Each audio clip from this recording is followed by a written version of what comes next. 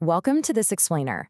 Today, we're taking the procedural guidelines of ISO/IEC 42001-2023, Chapter 12.3, and turning them into a dynamic, action-oriented playbook for your security systems.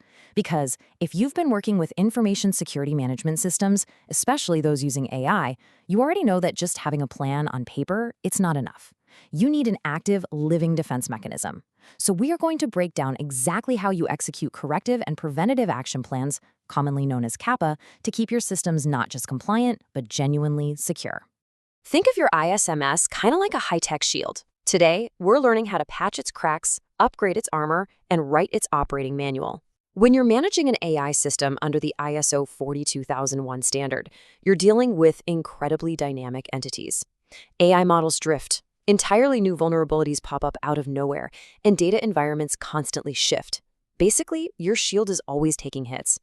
Our goal today is to understand the mechanisms that allow the shield to autonomously detect a breach, repair itself, and evolve so that the exact same attack never works twice. Here's our roadmap for today's explainer. We'll cover the anatomy of corrective actions, building the action plan, verifying the fix, proactive preventative measures, and finally, documenting for success. So the core dichotomy of our whole shield metaphor comes down to this: reacting to what's broken versus anticipating the threat before it even hits. Corrective actions, they're your immediate response team. A breach happens, an AI model spits out skewed data, or an access control fails, you have to step in right then and fix the active nonconformity. Preventative actions, on the other hand, well, they require foresight. It's about looking at the threat landscape, running risk assessments, and upgrading the armor long before the standard is ever violated. And keep in mind, both are absolutely mandatory under ISO/IEC 42001-2023.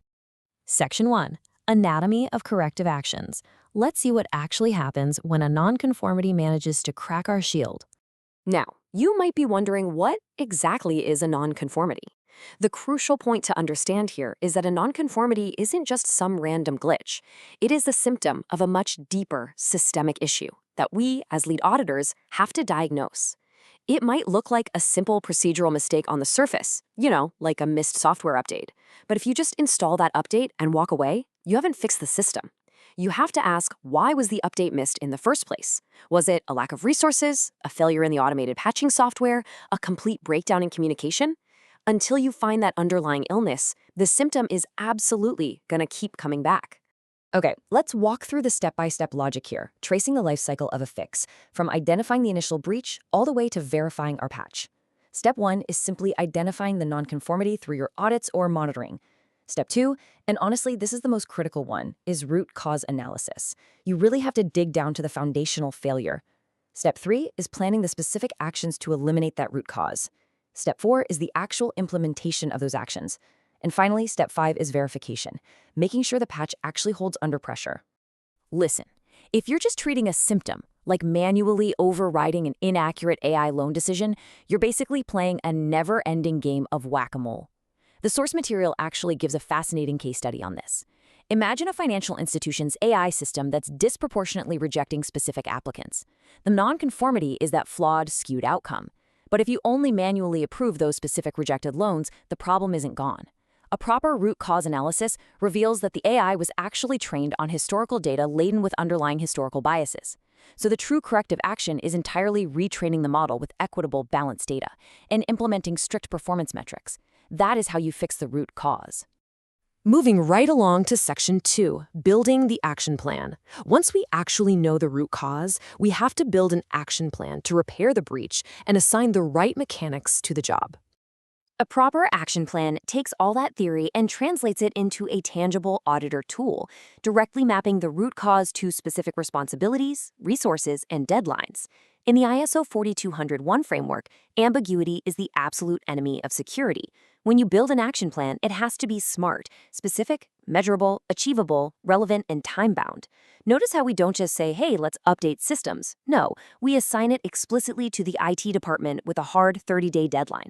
If a breach occurred because employees were falling for phishing scams, the root cause is a lack of awareness. The corrective action, mandatory training assigned directly to HR with a 60-day deadline. This is what creates the absolute accountability that lead auditors are always looking for. Which brings us to Section 3, verifying the fix. Because, let's be real, a fix isn't actually a fix until it's been tested. As an auditor, your job doesn't stop at just finding the crack. You have to ensure these verification methods prove the crack won't burst open again under pressure. Say you implemented a new access control protocol. Well, you need to run a follow-up internal audit to check those access logs. If it was a software vulnerability, you've got to run a new penetration test. And for AI systems specifically, you absolutely need continuous system monitoring. Because AI models learn and adapt, a fix you apply today might actually degrade over time. It's a phenomenon known as model drift. Continuous, automated tracking of error rates and performance metrics is really the only way to verify that your corrective action remains effective weeks or even months down the line. Now, Section 4, Proactive Preventative Measures. It's time to shift gears from just reacting to problems to actively upgrading our armor. This is where we go from putting out fires to, well, fireproofing the building. We can rapidly deploy specific technological safeguards to anticipate and block threats long before they ever touch our network. Preventive actions are all about risk management. By deploying intrusion detection and prevention systems, or IDPS, you're setting up automated sentries that spot unusual network traffic and actively block malicious activity in real time. Routine patch management ensures that known software vulnerabilities are slammed shut before hackers can even exploit them. Robust data encryption acts as your failsafe. Even if data is intercepted, it's completely unreadable.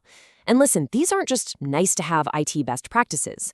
Under ISO IEC 42001, these are mandatory, documented preventive controls designed to keep your ISMS way ahead of the threat curve. Finally, Section 5, Documenting for Success. Because that high-tech shield we've been talking about, it's pretty much useless without a proper operating manual to back it up. If it isn't documented as far as an auditor is concerned, it literally didn't happen. Documenting these action plans is what fosters the absolute accountability required to successfully maintain an ISMS. You need a centralized way to track every identified risk, every root cause analysis, and every single action taken. Sure, manual action logs can work, but a lot of organizations use dedicated CAPA management software like Cuples or Master Control. These systems integrate right into your workflows, sending automated reminders for deadlines so nothing falls through the cracks. Plus, regular action tracking review meetings force management to actually look at the data, review the statuses, and allocate resources wherever bottlenecks are happening. All of this generates a comprehensive, transparent audit trail, proving to anyone looking that your system is actively managed. And this perfectly captures why we do all of this. Documentation feeds the engine of continuous improvement. It turns past mistakes into future invulnerability. It ties directly into the classic plan, do, check, act cycle. You plan your fix, you do the implementation, you check the results through verification, and you act to standardize that improvement across the whole organization. By thoroughly documenting your CAPA process, you are building real institutional memory.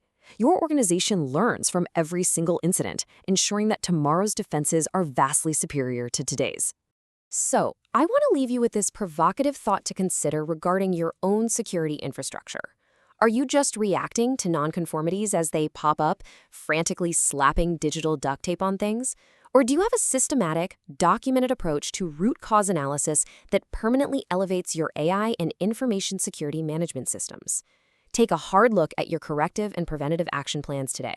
Make sure they're specific, make sure they have accountability, and make sure they are driving your organization toward continuous, resilient improvement. Thanks for joining me on this explainer, and keep building those shields.